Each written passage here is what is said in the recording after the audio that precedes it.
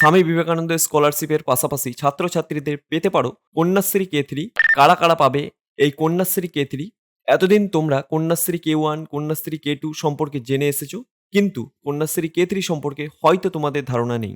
আজকের এই ভিডিওতে বলবো কন্যাশ্রী K3 কারা পাবে, কত টাকা দেওয়া হয়, কোথা থেকে আবেদন করতে হবে এবং কত পার্সেন্টেজ নাম্বার লাগে। না, কোনো নাম্বারের বাধ্যবাধকতাই নেই। কন্যাশ্রী K3 সম্পর্কে বিস্তারিত জানতে হলে অবশ্যই আমাদের ভিডিওটা শেষ পর্যন্ত দেখতে হবে এবং ভিডিওটা ভালো লাগলে অবশ্যই ভিডিওটাতে লাইক করতে হবে, আর চ্যানেলটাতে নতুন হয়ে থাকলে অবশ্যই চ্যানেলটাকে সাবস্ক্রাইব করতে হবে আর তোমাদের বন্ধুদের কাছে শেয়ার করতে হবে, যাতে তোমার সাথে সাথে তোমার বন্ধু বান্ধবীরাও যাতে আপডেট পেতে পারে। তা চলো আজকের video. Kanyashree K1, Kanyashree K2 যেমনভাবে ছাত্রছাত্রীদের দেওয়া হয়, কন্যাশ্রী K3 কিন্তু সেইভাবে ছাত্রছাত্রীদের দেওয়া হয় না। কন্যাশ্রী K3 পেতে হলে একটা নির্দিষ্ট ক্লাসে উঠতে হবে এবং একটি নির্দিষ্ট পার্সেন্টেজ নাম্বার পেয়ে থাকতে হবে, তবে কিন্তু এই কন্যাশ্রী K3 দিয়ে তুমি আবেদন করতে পারবে, তখন থেকেই টাকাও পাবে। প্রথম কথা, কারা এই কন্যাশ্রী K3 স্কলারশিপটি পাবে? দেখো, যে সমস্ত ছাত্রছাত্রীরা আন্ডার গ্র্যাজুয়েশন কমপ্লিট করার পর অর্থাৎ ইউজি কমপ্লিট করার পর পোস্ট গ্র্যাজুয়েশনে অ্যাডমিশন নিয়েছে, তারা প্রত্যেককে এই কন্যাশ্রী K3 অ্যাপ্লিকেশন করে তাদের টাকা পাবে। এবার জেনে নেওয়া যাক যে কন্যাশ্রী K3 থেকে কত টাকা পাওয়া যায়। কন্যাশ্রী K3 আবেদন করলে এই কন্যাশ্রী K3 থেকে পাওয়া যাবে বছরে 24,000 টাকা। হ্যাঁ, একদমই ঠিক শুনেছেন, 24,000 টাকা। স্বামী বিবেকানন্দ স্কলারশিপের পোস্ট গ্র্যাজুয়েশন ছাত্রছাত্রীদের যে পরিমাণে টাকা দেওয়া হয়, ঠিক একইভাবে কন্যাশ্রী K3 আবেদন করলেও সেই পরিমাণে টাকা পাওয়া যায়। তবে কারা স্বামী বিবেকানন্দ স্কলারশিপ করবে বা কারা কন্যাশ্রী K3 স্কলারশিপ করবে? দেখো, স্বামী বিবেকানন্দ স্কলারশিপ আবেদন করার জন্য আন্ডার গ্র্যাজুয়েশনে নম্বরের পার্সেন্টেজ থাকতেই হবে, যেটা 53%। বা তার বেশি হলে তাহলে তোমরা আবেদন করতে পারবে।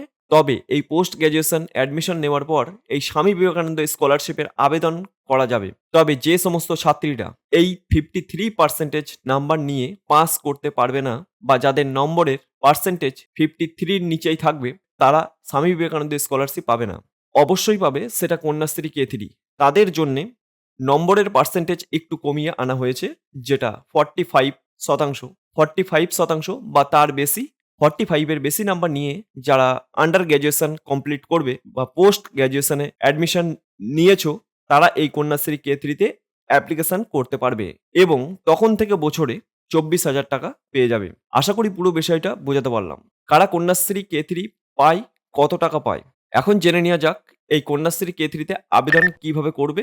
স্বামী বিবেকানন্দ স্কলারশিপের যে ওয়েবসাইট রয়েছে, সেখান থেকে ওই স্কলারশিপের আবেদন শুরু হয়। ঠিক কিছুটা একই প্রসেস রয়েছে। ওই ওয়েবসাইট থেকেই তোমাদেরকে কন্যাশ্রী K3-র জন্য আবেদন করতে হবে এবং যেভাবে স্বামী বিবেকানন্দ স্কলারশিপের টাকা ডিস্ট্রিবিউশন হয়, সেইভাবেই কিন্তু তোমরা কন্যাশ্রী K3-তেও টাকা তোমরা পেয়ে যাবে এবং স্কলারশিপ বা কন্যাশ্রী K3 অ্যাপ্লিকেশন ভেরিফিকেশন ঠিক একইভাবে হয়ে থাকে, যেভাবে স্বামী বিবেকানন্দ স্কলারশিপের হয়ে থাকে।